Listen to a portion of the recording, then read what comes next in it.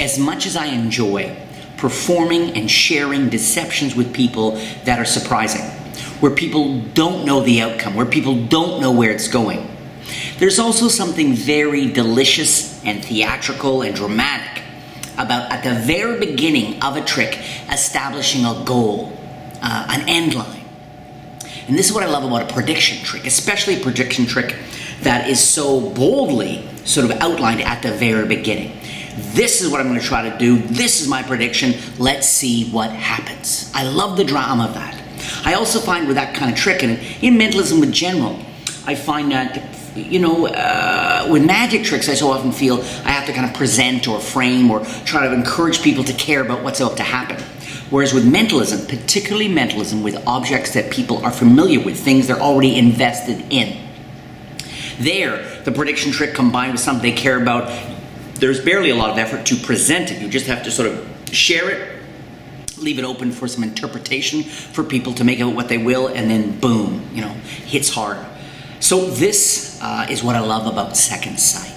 First, tattoos. I mean, I've got a few tattoos. Lots of people have a few tattoos. You can't go into you can't meet 6 people anywhere without one person having a tattoo, let alone a few. And in so many places you perform, whether it's at school or the bars, the restaurants, parties, there are lots of tattoos around. And each tattoo has a story. People are interested in tattoos. They're invested in tattoos. So much more than, you know, a couple of quarters or you know, playing cards, this kind of thing. Generally, tattoos are part of our culture. Which is why when I started developing this trick, you know, the whole core idea was do something absolutely inexplicable with the images of tattoos. So we're going to cover a whole bunch of stuff on here. You know what, I mentioned, you know, obviously that people don't really care about coins, but they do care about money, which is why, you know, I'm going to show you a bunch of ways you can sort of reveal your prediction here. But I do like the dollar bill, using a $5 bill, $10 bill, writing that down on the very beginning and you know, saying this is what's at risk. So now you've got, they can maybe win some money. They care about money. They care about tattoos. So all this stuff comes together. It's very, very strong. The other thing, or 2 other things really I love about this trick. Number 1, the absolute fairness of the trick. So much mentalism is cluttered with awkward questions, kind of, you know, or all these outs, or these, you imply this, or you know, all the. This is an amazingly direct mentalism effect. I love the clarity of it. Okay. I also love the fact that, I mean, if you got 1 and 3, I've done equivocate stuff with 3 napkins, and someone, you know, choose the one that's got your initials on it, kind of thing. And when people are able to choose the 1 and 3. It's pretty impressive. But there's this sense of, was it maybe a fluke? As soon as you get up to 1 and 8, which is what we do with Second Sight, 1 and 8, now it's, and you know, we present it with confidence, it doesn't come across as a fluke, it comes across as, you know, some inexplicable prediction. But 1 and 8 is not the same as going into something else that's got even more. There's a whole bunch of, even though I did say tattoos are more engaging than playing cards, I do a bunch of mentalism with playing cards as well, and there often it's 1 and 52.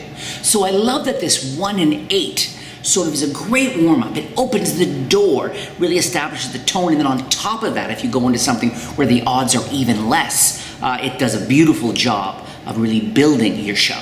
When you open up the Second Sight pack, this is all the stuff you're going to find. Well, not this. You're not going to find a $5 bill. Sorry. I'm a big fan of my fans, but not that big a fan. You're going to find, first you're going to find a dead black, kind of dramatic looking envelope. I'll tell you right now, people will want to examine this envelope. I find this trick gets such crazy reactions. And when I perform it in a super direct, no-nonsense way, people's jaws hit the floor every time. So people are going to want to examine the envelope. I promise you that. Now, the envelopes I used to use were gummed. They were gummed here, okay, a little gummy here, and that was fine, it closed, everything's fine. But then when I started performing this more and more in restaurants and bars, even a teeny bit of moisture there would make it sticky and start to get totally unusable. So, you're gonna find you have a press and seal strip on your sticky part, press and seal. Now, a couple of options. First, you can leave that right on there like that if you want, okay? But what I find sometimes is when people are behind their back and slipping things into things, the edge of one of these cards could catch on the corner of this and start to make things more complicated than you really want. So, my advice to you is to remove, you can remove this. This won't get damp, this will open and close for many, many performances all fine. And it won't get damp like the gum will, but what I suggest you do is to pull off the strip. Pull off the strip.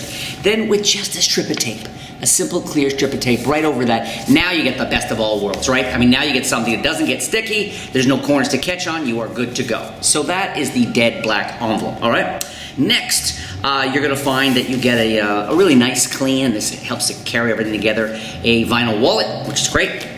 And what I do is I have my $5 bill. And again, I'm going to show you many ways to reveal the prediction, but I think this is the most commercial way with the money. And so what I do is I have that fold in half, and I have the star on the inside, so that at the end, when they open it up, it's the most dramatic last thing they see, right? Good drama. Fold in half, fold in quarters, fold in eighths, and I just have this folded up here, okay? And I typically have this, let's say here. Okay, it can be either side, but this is in here like that, all right? Now, you have two identical packets of cards on one side, okay? On one side, all eight, you've got the star, the snake, the Viking warrior, the yin and yang, the skull and crossbones, it's not a butterfly, what is it?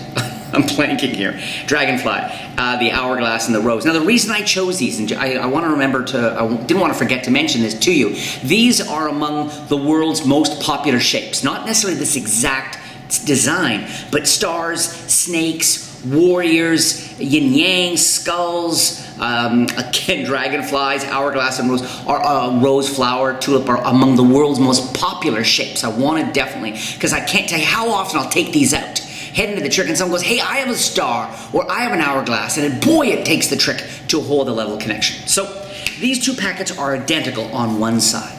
On the other side is a very different thing, because this packet has this very simple clean back design on all the cards. This one instead has only on the one, the star in this case, does it have that, and then it has a star on the back of all the others, okay? Now, in the preview for this, I mentioned the fact that these are printed on truly heavy stock material. And I think you'll agree, these suckers, I mean, this is just shy of real cardboard, right? I wanted this to be something that when you purchased it, it would last for countless performances, okay? I definitely didn't want to let you guys down with that. So this is all the stuff you need. Now, I'm going to show you the basic handling in a moment. For the basic handling, you do not need any of these cards, okay? With the back design in the back, you don't need those. That's what I love about this, the clarity, the simplicity. All you need are the ones with all the, it doesn't matter the order, they can be any order you want. And these are all the double facers with just this last star with the back design, all right? Anyone can be showing up top of mind first. You're like this, okay? Then you're like this, you got that. This is in here like this, like that. And you are good to go. And now we're gonna flow right into this super easy to do. You're gonna love it. It's so simple, it's so deceptive. This super easy to do basic handling. Here's something kind of cool. I don't know if you've ever seen these before. You know what those are? A buddy of mine works at a tattoo place. And what they keep is they keep some cards around, okay, to sort of, so people can know some of the most popular designs and be inspired by which tattoo they want. Sort of almost a catalog of sorts. Now, we're gonna try something really strange here, involving a prediction. I have my prediction right here, and I think you're gonna be pretty interested in the prediction. That's right, it's a $5 bill, all right? I'm gonna give this to somebody to hold on to. So I hand that to somebody to hold on to. I'll get back to that in a moment. Say, look, I want you to see these. These are pretty interesting, okay? First, skull and crossbones. Okay, now, I got it. I don't know about you guys. I mean, the bones are kind of interesting, but I think it's the haunted eyes that are the scariest part. Dragonflies. Don't ask me. Dragonflies are apparently very popular as well. Yin and yang symbol, of course. A flower or a rose. I mean, you can lean in and smell it if you want. It's got no smell. Maybe a little bit of tattooing. That's all. Snakes, kind of spooky. Here you've got a Viking warrior. Now, for me, the cool part about that is the horns. That's my favorite part. An hourglass, and you have this star, a classic shape, okay? So, we've got all these different shapes, and what I'm going to do is I'm going to take these, and I'm going to hand them to you, and I want you to choose one. But to make sure there's no way I can know which one, I'm going to give them to you, and I make sure I take them between thumb and finger, okay? And I want you to move them behind your back, and then behind your back, I want you to carefully, no dropping on the floor, I want you to give them a bit of a mix-up, so there's no way I can know the order. Now, that's my lead-in. That's all the stuff I say to people. That's the way I handle it. We'll come back to this in a second. Now, behind their back, and of course you want to make sure that I say no one take a peek, because I don't want you to think I'm reading someone's mind. I want nobody in the whole universe could possibly know the order of these. Behind their back, what do? They take the cards and they do, of course, this, and they mix them up, and they have no idea that on the backs of most of them is the star pattern, right? They're mixed them up behind their back, they're mixing them up. At some point you say, are you satisfied they're mixed up? They say yes. That's when I introduce the envelope. And I show there's nothing inside the envelope. I said, I'm going to have you mix them up as fairly as you want to. I'm now going to have you choose one at total random. And again, I want you to do it behind your back. So there's no way you could see any of the patterns or any of the shapes of the tattoos, and that could psychologically influence your choice. Okay, I want it to be totally random. So I hand this to them, and of course, they're holding onto the packet. And behind their back, they kind of move, maybe they grab any old one or whatever. They're going to grab one totally at random, and they're going to slip it inside. And of course, behind their back, they have no idea again. They don't see any of this. It's all happening behind their back. Then I say, have you put one in? Have you closed the flap? Okay, I want you to bring it forward. They hand me this. Keep these behind your back, I say. They keep them behind their back the whole time. Then finally, I give them the folder. And I say, I want you to take the folder now, hold it behind your back, and either fold the folder around the cards or see if you can slide it inside again, because the whole idea is when you bring them forward, I want to make sure there's no way I can get a peek at any of the remaining ones that you didn't choose. This is key. So they do that behind their back and they bring this forward. When they hand this to me, I immediately put it in my case, my pocket, whatever. You're down to this beautiful situation. And I say, okay. Narrowed it down to this. For the very first time, I want you to see. And I have somebody who's been holding this from the very beginning. They open it up, and it's the star. The 1 of 8. The impossible prediction, the bet that was on the table the whole time. I open the envelope, and they see only one card slides out. And it is the star. A perfect match. Now let's really break this down, understand the script I'm using, the psychology, why I do the handling I do, and all this. Now, I want to tell you right now, at the end of this video, or near the end of this instructional video, I will be showing you a couple of ways that you can have these cards closely examined at the very beginning of the trick. But I'm going to tell you right now, I'm going to be totally honest with you, I hardly ever use that technique. This is the handling I use the most. Now, I seldom use this as an opening trick. A little comment here. I seldom use this as an opening trick. It's a bit more involved than I would like for a quick opening trick. One of the things, if I'm going to use an opening trick, maybe with something borrowed, or maybe I'll take out some coins or a pack of cards, whatever, I usually have them examined. I love starting my show with having something closely examined. That tends to make the rest of my show a lot more trustworthy. People don't want to grab stuff. Once they've had a chance to grab stuff, take a look at it and give you stuff back, they're done, they're sated, they're comfortable. And from then on, I find people don't want to examine stuff. So I usually don't use this as an opening trick. However, people are convinced I show the cards front and back very fairly throughout the effect, and I want you to. So if you're a brand new magician, I think you'll understand how deceptive this can be, and if you're an experienced magician, you'll understand how deceptive the basic handling is. It's the intermediate magician who gets obsessed with everything's got to be examined at all times that can maybe fail to appreciate how deceptive and powerful this basic handling really is. All right, so having said all that, you've got your fold, you've got your prediction, you've got this, it's all here. Okay, and I start and I say, hey, here's something kind of cool. Don't know if you've ever seen these. And I always mention, a friend of mine works at a tattoo place. They always keep some of those popular designs. They print them out on cards that they leave lying around. And of course, the justification is that they leave them lying around because this inspires and helps other people make choice about what tattoo they may like, okay? Totally credible, and in fact, I've been in one tattoo place. I've been in a bunch, but I've only been in one where they actually had something like this. So it's not a total tall tale you're telling, all right? So I take these out. Now, sometimes what I'll do is I'll start with the one back showing. Because what you want during this early proceedings is to show backs, backs, backs. So sometimes you can start with this, okay? Doesn't really matter, because here's what I do. I almost always have the skull on top, and the reason why I do is because I spread these out real casually, okay? Showing them all, I square them up, turn them over, and I continue to talk about my friend, tattoo, this and that, and turn them back over again, flashing this as much as I can. Then I'm going to do a variation on Brother John Hammond's Flustration count. The original count looks like this, where you're showing the backs of every card in the packet. But of course, you and I know it's a casual show. You're actually showing only the back of the bottom card several times, right? But I prefer, with these bigger cards in my small hands, and because of what I'm going to use the cards as a pointer, you'll see in a second, rather than holding them here, I prefer holding them in the Hindu shuffle style, okay? So I take these out and I talk about the tattoos, my friend, this and that. Notice that because you're very casual, you're here, you can notice you can turn over and gesture and they can see a bit of this, you're here. Now, I say, so these are actually some of those popular patterns, and when you think about it, I wonder which one would you maybe choose? I mean, you could choose the skull. But I gotta say, what really creeps me is if you look in the eyes, it can be a bit unsettling, right? And I talk about, of course, the dragonflies are popular. Snakes, I say snakes are quite popular. Look, you could even get one with a little bit of the, and notice what I'm doing. I'm using the rest of the packet as a pointer, the corner of the packet, to highlight certain details. The flower, you could smell it, but you probably would smell. You could smell, and the Viking with the two horns. Okay, the hourglass. I never know which way to point it. Is it this way or this way? I think it's this way. So I'm using this. You don't have to use it with every card, but I'm using this as a pointer, and I show backs, backs, backs. Now, once you get to the end here, I say, I turn this over once or twice. I sort of will get this from here, turn this over, the last one's the star, okay? And then what I do is I reverse count often, down the bottom, okay? Or just slip the star from the top to the bottom, whatever way I want the star in the bottom. They take them, they put them behind your back, trick's done.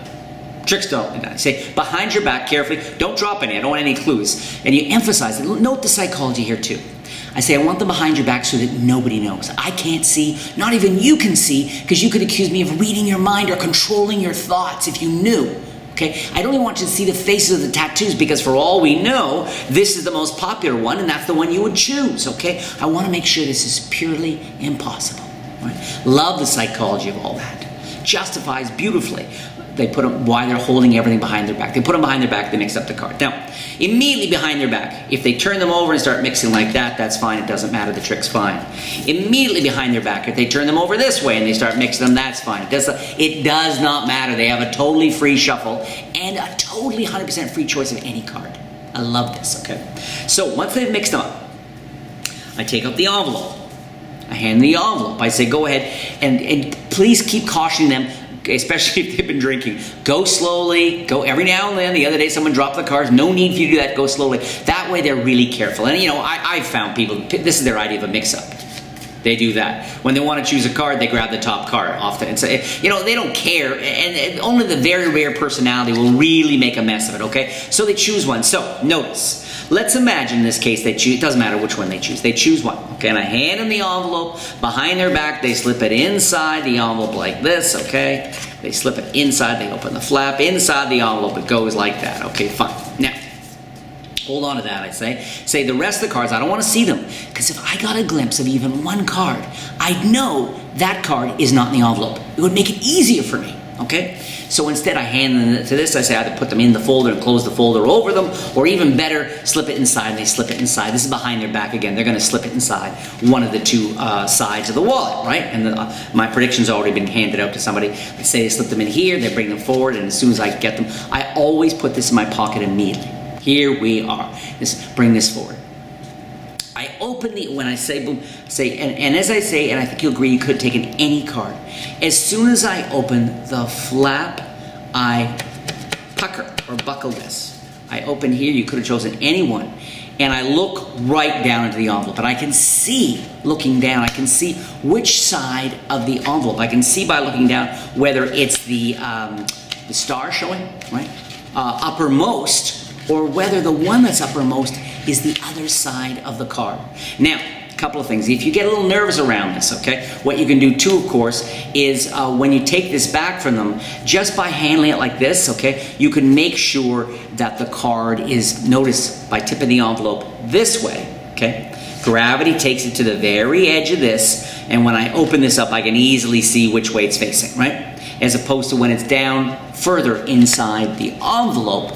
The lighting, it might be harder when you glance down, and like here in studio, it's a little bit of it's not as easy for me to see that side of the card, okay? But you could be working in the darkest restaurant in the world, and as long as you handle it this way, when I open this up, now I've got it right where I want it. Okay, now, why is it important? Because if I peek down, okay, taking any one. I open this up, and if I see that the star is uppermost, I can spill that out, and I'm good to go. They handled everything. You showed everything. It's just so magical. If on the other hand, behind their back when they slipped it in, you've got the other side of the card facing, then you can open this up like this, simply transfer the envelope to this side and spill out the star. Either way, the star is uppermost. You show the envelope empty and everything looks totally natural. Now, every now and then, theoretically about 1 in 8 times, you are going to open that envelope.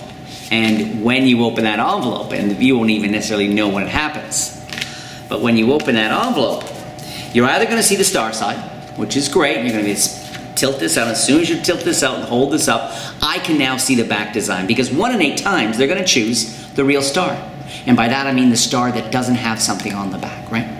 And so in that instance, the effect to them is identical. Okay, there's no difference. But in that instance, obviously, rather than having to show the impossibility and then at the end of your trick, okay, putting the star away if it's the double facer one, in this instance, you can leave everything to be examined. Notice too, if you happen to open the envelope, look inside, down, and you see the pattern with all the back design, then in that case, you get an extra moment of drama, because you get to do this first if you want, and then that. One last detail I want to mention before moving on to a whole bunch more information around this trick is that if you typically at the end you're going to be dealing with a star, right, that is has another card on the other side, right? So what you're going to find is there's a way to take a little bit of heat, just in case people want to examine this, and they're not going to because you showed everything. But to pull focus, pull focus away from this, what I do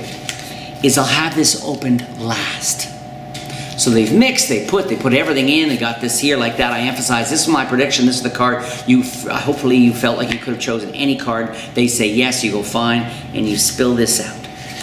Now, that's very fair. Everyone goes, okay, so Susan got the star. Susan got the star, that's fine. You can take this, I'm gonna delete this, take this, put it right back in here, and go south with that too. Because all focus now, no one cares which one it was. What everybody cares about is the prediction. So after establishing she chose the star, you can naturally pop it back inside, put everything away in your pocket. It's all gone, it's all done. And you finish with this. So the trick, and this is a great way to take all the focus off the tattoo cards, the envelope, the whole thing, okay? And then you get to finish with this. And everything's already tucked away. One of the many things I really appreciate about this trick is the flexibility of the reveal. Because you can reveal your prediction of the star in so many different ways, okay? Now, I typically do it with the dollar bill, like I said. I think the dollar bill is powerful, it's trustworthy, it's down to earth, and there's the sense of winning a bet. So there's a lot of value. In close-up performances, I think this is hard to beat. However, depending on your style, and I've done, let me tell you, I've mentioned a few other things you can do here, and I've done almost all of these off the cuff in some situation. First on a paper napkin. And what's cool about that is you can do your prediction real time. Rather than, now I can take out the $10 bill from my wallet if I want to carry my thick billfold and take it out, but there's a lot to be said for doing your prediction, for writing your prediction in front of the audience there and then. So at the very beginning, say, look, I'm going to try a prediction. It's going to involve a tattoo, talk about tattoos. But right there, everyone wants to talk for 5 minutes. It's a great opening, okay? Say, I'm going to make a prediction, and then you write something on here. We don't know what it is. You fold it up, you hand it to someone. So a paper napkin at a coffee shop. Grab a paper napkin, write something right there. Look in someone's eyes. Get a sense of, and they go, what is he doing? Why is he looking in my eyes? And I'm just trying to figure out what kind of person you are. See if I can maybe get a sense of what kind of choice you might make. Very dramatic, okay? Then you grab a paper napkin, write something down. They don't even know what it is at this point. So paper napkin's great. Dollar bill is great. Bottom of a coffee cup. I did this about a month ago, just hanging out with some friends. Someone had finished. So on the very bottom of the cup, someone had finished. I drew a little star, put it down, and went into this. That works so well. Improvise the bottom of a cup, so concealed, an organic item. That really worked. What else can you do? Of course, write on someone's arm. Talking about tattoos. Take out your Sharpie marker and say, look, I'm gonna do a prediction.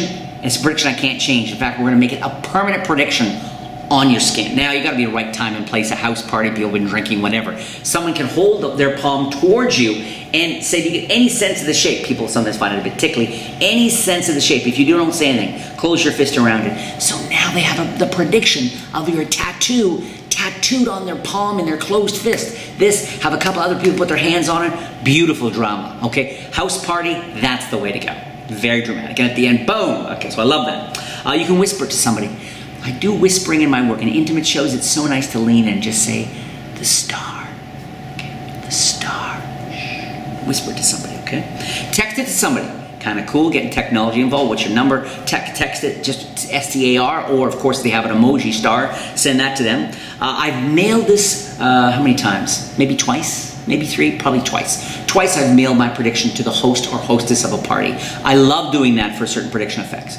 Mail the prediction to them, they open up at the last moment. Boom. And speaking of which, I perform this close-up and stand-up. Okay, you can perform this in a larger setting for 20, 30 people. You can do the whole thing. Just make sure that when the person doing everything behind their back, that they are, of course, sort of beside you or even just downstage, upstage from you. Downstage, I always get confused. They're further away from anybody to be able to see them, okay? Mixing it around behind, okay?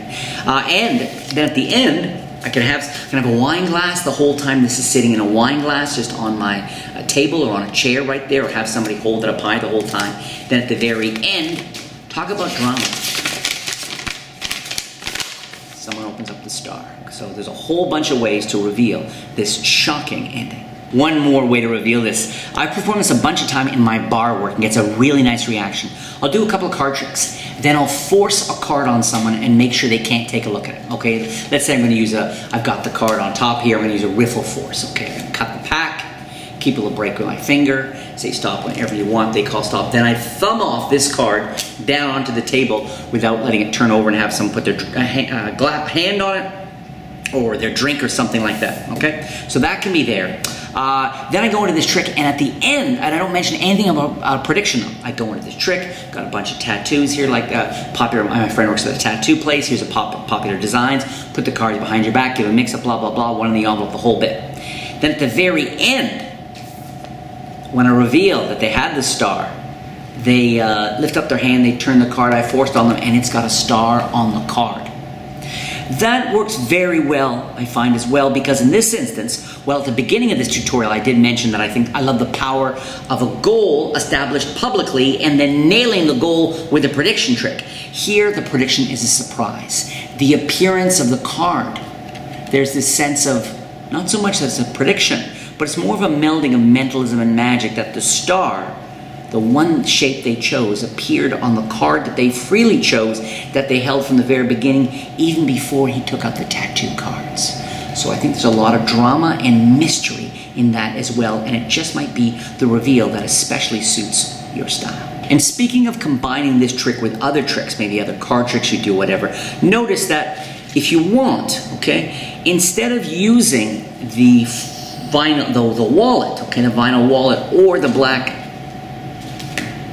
And speaking of combining this trick with other tricks, particularly card tricks you might do, I think again, there's a lot to be said for keeping things organic, for using the props you've already brought into play. Having said that, the card case, your card case, of course, could serve as a substitute, as a stand-in for either putting all the cards away behind their back at the end. Instead of the vinyl, instead of the wallet, they can slip all the cards into the card case, close it up. Okay, that's one thing. Or even instead of the black envelope, when they put in just one card, they want to isolate one card only, you could use the card case as well.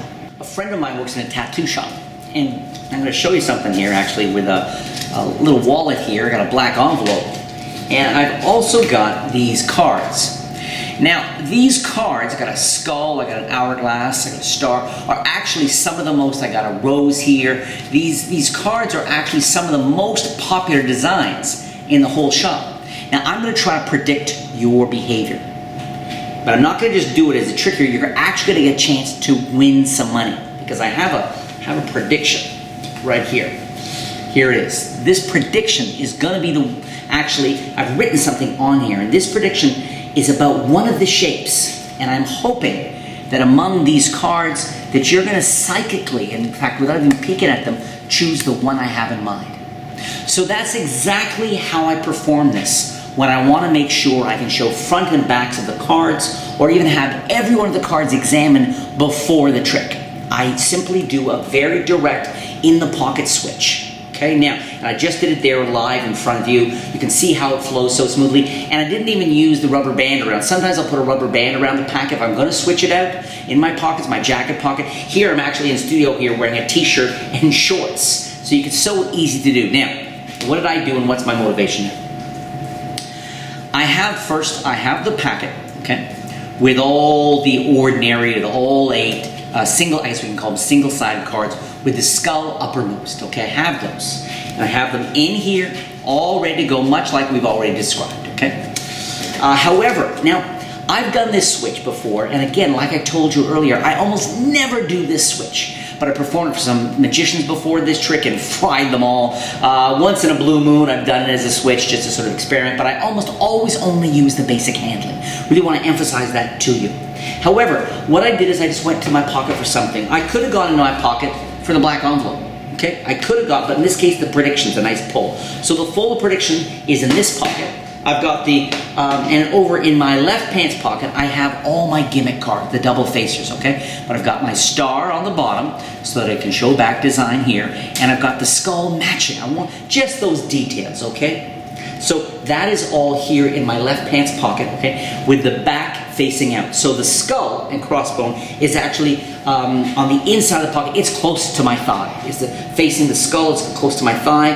People don't say that much anymore, but there it is, okay? So you start, I talk about my friend working at the tattoo place. I open the envelope, I can hand this out to be examined immediately. And notice in handing that out to be examined, what it does, a couple things. First, it immediately suggests, well, everything's so fair, okay? So it sort of almost takes the heat off these being examined, but I can also hand out these to be examined, of course, and they can be closely examined, okay? Everybody relaxes, boom, boom, boom, you like this. I take these back with skull uppermost. Now what I'm gonna do, say I also have a prediction. This is your chance to win some money.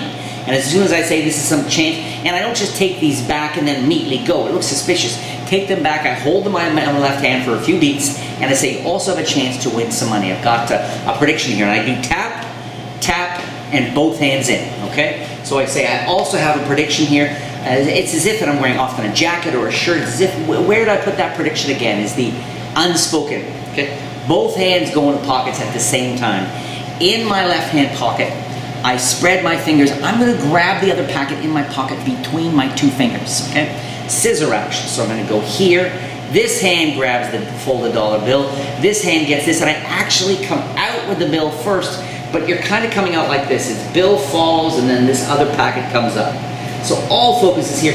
People would swear that these cards never even left their sight, okay? Here, prediction, I don't want anybody to, it's a $5 bill, it's a real bill, I'm hoping, and so you're here like this, and right from this position, notice, I can hand this to the guy if I want, or I can turn these around and give one more show of the possibilities, okay, and I'm ready to go. So that's, I think, I mean, there's a whole bunch of ways you could work on secretly switching them out, but I think that's one of the most commercial. The last thing I want to mention about switching is, let's say you don't want to switch the whole packet, but you do want to leave that final card with the audience, okay? Maybe you feel comfortable with a frustration count showing and, you know, all this stuff, but you want to leave that last card with the audience. So here's what you can do. Take one of the star cards, because of course your packet, here we go, includes, ultimately, you have, from your undouble-sided packet, you have the star card, right? And then you, of course, so you ultimately, your packet have 2. So take one of the solid ones, the non-double faced ones, I should say, and put this in your pocket, okay, like that. That's there. Now, at the very end of your performance, you're going to either have the solid cards, you're going to have the card with the back design star coming on out, the 1 in 8 times it does, and you can hand that out, everything's good. Or, if in fact you have one of the other ones that come out with the double facer, what you can do is you slide this out, okay, take that out, show the star, leave this on the table, take this, put it in your pocket, okay, no one remember, you can put it in the same pocket if you want, probably easiest, just take that, put it in the pocket in front of the other one that's already waiting there, then open this prediction to reveal. And then, you know, all you need is one line of say, you know, and remember, you came so close. If only you hadn't chosen this card you wouldn't have had the money. Boom, like that. And of course, now I've taken out the one with the back on it, so I can immediately drop that on the table, drop this on the table, leaving this can be examined, this can be examined, this can be examined, and everything can be left on the table to be examined at that point. So there's a bunch of ideas about switching in the entire packet or the individual card at the end. However, again, if I were you, just stick to the basic handling. I'm especially excited to share this last idea with you.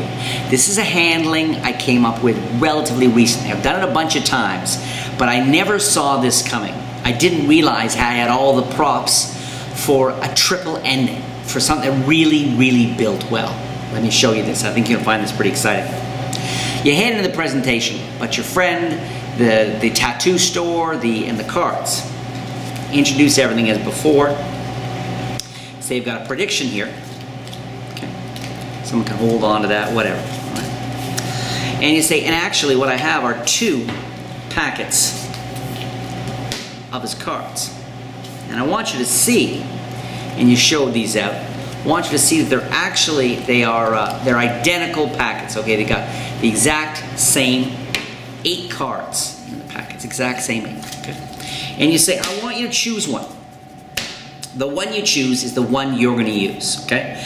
If they point to this one, you say, great, okay, and you head into one thing. If they point to this one, you say, great, and you head into another, and I'll show you what, no matter which one they choose. So I'm here like this, and again, remember, I've been very, very fair with the cards here, and I say, look, I want you to name a number between, I got 8 of them, name a number between 1 and 8, and let's say they say 4, and you say, great, you're sure, 4. I say, what I'm going to have you do is I want you to deal the cards down on the table, 1, 2, 3, 4, just like that. Okay? You hand them back to them, and they deal the cards down on the table, 1, 2, 3, 4, and you say, great, the card that I want you to put your hands right on top of that, and they hold on to that card. Okay, so that goes off to the side, someone's got their hand there. You then take this packet, hand it to somebody else, and you do the exact same thing I taught you with the basic handling, right? And at the end of the very basic handling, as I'm sure you'll remember, once they've done this and once they've done that and done these kinds of things, what you end up with, of course, is you're in this position. One is isolated near, everything else is away, you've got your prediction here, okay? And you say, that's my prediction from the very beginning. Let's see here, and you go, let's see which one, and you got the star. And let's see what you did. Oh, you got the star too. Boom, boom, and finally, boom. Now I love this. For a set show, obviously a little bit more involved. You do need a table. I think you don't have to have a table, but it works better with a table. This is the bomb. I think this works so well. I love the build on this, okay? In fact, sometimes I bring this out as a prediction, hand it to somebody, and I don't mention this again. And I do this whole trick, boom, the star, and see this whole mates and matching and things and coincidence, and boom, you chose the star as well. That itself's a great trick, and then as an afterthought, I'll say, but I hope you haven't forgotten, I made a prediction, right? And if I got it wrong, you guys are gonna have to split the money. And then you open that. So as an afterthought, great theater. So what am I doing? If you're experienced with magic, you know exactly what I've been doing here. But if you haven't, I really want to break this down because I think this double packet ending is so strong. So I've got my set of cards, right? 1, 2, 3, 4, 5, 6, 7. I've got all my 7 cards here. Let's go 7 cards here. Boom. These are all my double facer packet. Okay, skull on top, star on bottom. That's my first packet. My second packet, of course, is my totally legit. Where are they all? That's my 1, 2, 3, 4, 5. These are all the 4. And again, star on bottom and skull on top.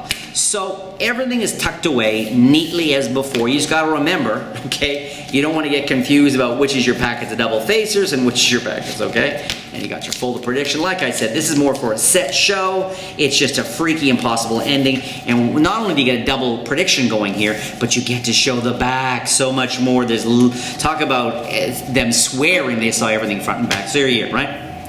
Opening it up.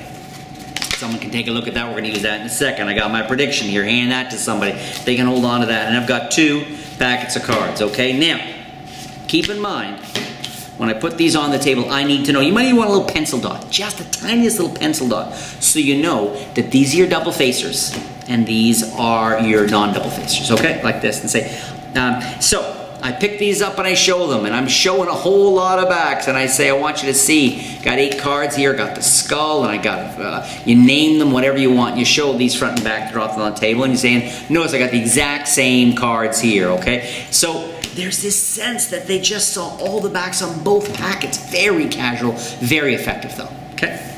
You're here. We're here, and remember, again, you got your, if you get confused at any point, you got your little pencil dot to help you out here. And I say, I want you to choose one, okay? And you turn to someone and say, I want you to choose one. And if they choose this one, you say, fine. And so you know that's the person that's going to do the countdown. And this other person's going to, if on the other end they choose this one, you say, great, I want you to take these. I want you to hold them, I want you to put them behind your back, and I want you to give them a little bit of a mix-up. And while you're giving them a mix-up, okay, we're going to do something with this other person. So it's a great 2-person thing. So those are behind their back giving a mix-up here like this. Now, this is the countdown force. I love this force. It's old school. You can, and they can name any number between 1 and 8, okay? So I say, go ahead, name a number between 1 and 8. Doesn't matter which one. And they say 1. And you go, no, come on. I'm sure I know the top card. I mean between 1 and 8. Make it difficult for me, whatever. Okay? And notice that I can even take these cards and give them a mix-up and as casually while talking. And as long as I keep the star on the bottom, okay?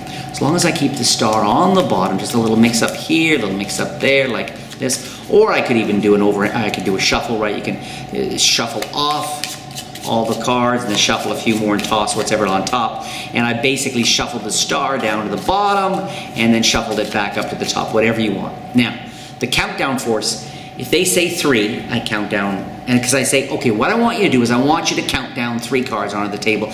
And I go, so what I'm going to ask you to do is go 1, 2, 3, just like that, go ahead. And by counting down, look what happens. I'll do it face up. Imagine this card is face down, but if they say 6, I say, okay, what I want you to do is just count them down. 1, 2, 3, 4, 5, 6, just like that, okay? Here you go ahead. And they count down 1, 2, 3, 4, 5, and they get to the star. Your example, when you show them what to do, it positions this in the number they call, whether it's 2nd card, 5th card, 4th card, whatever. Okay, so it's a beautifully deceptive force. No one ever catches you on this. Name a number between 1 and 8, they say 7, I say fine. What I want you to do is deal them down 1, 2, 3, 4, 5, 6, 7, just like that onto the table. You casually grab these, drop them, and hand them back to them, okay? They square up the cards and they deal down 1, 2, 3, 4, 5, 6, 7, and that's going to be the star. A perfect force every time. Now, to really simplify things, when they count down, you say, great, I want you to take the card, you count it down to put it off to the side or put it in your pocket or hold it behind your back, whatever. I take these, I get them out of the picture. Once we've done the all the other proceedings with the other, we get all the other cards are out of the picture, and we're just down to a double-faced card, odds are, in the envelope, and this, like I said. They lift their hand here. What I get to do is this, okay? Drop this here, this, drop that there. And again, I've been able to show it back. I can put all of this even away, leave me down with just my prediction. And that, and the build on that, the double impossibility, it is definitely one of my very favorite handlings for this trick.